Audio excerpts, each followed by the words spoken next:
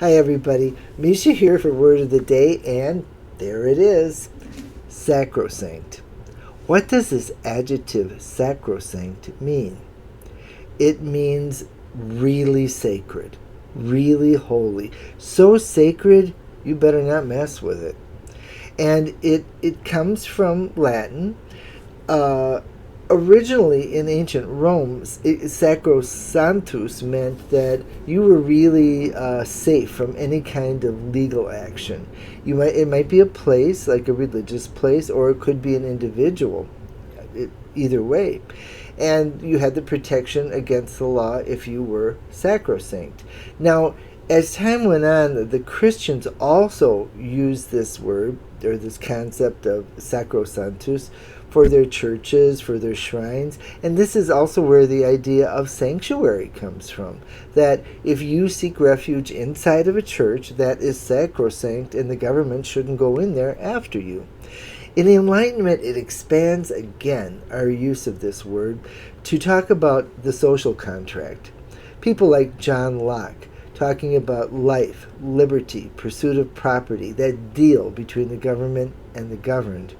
And in our time, we, being what we are, have expanded it to talk about things like our personal boundaries, like don't mess with them.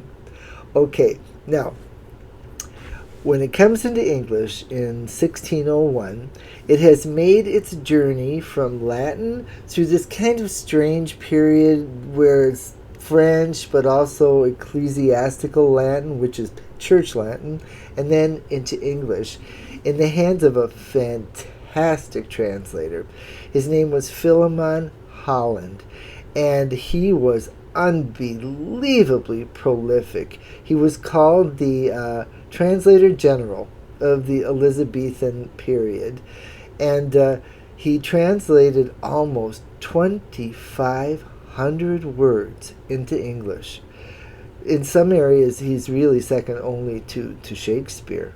And he was very popular because his translations, if you were not a scholar, if you were not a Cambridge guy like he was, and you wanted to read Plutarch or Suetonius or Pliny, any of the Latin, classical works, his translations were much more accessible to people like me, for example.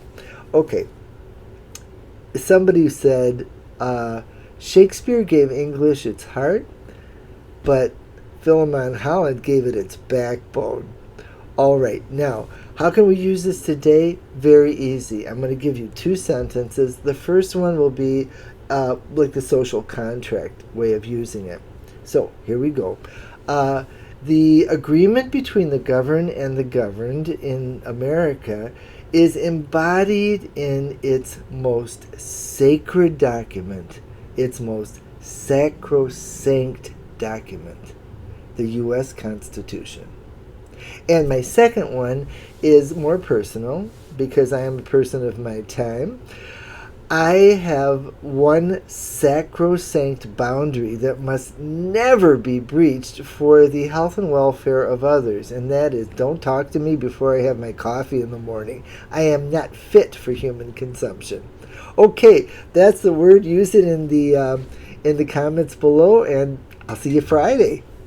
Don't forget, everybody, if you're going to buy books, let's try to really support independent booksellers. So if you, for example, feel like reading, Plutarch's Lives, actually there are 2 volumes for this. There's some really gnarly stories, you guys. I mean, really gnarly. Good book.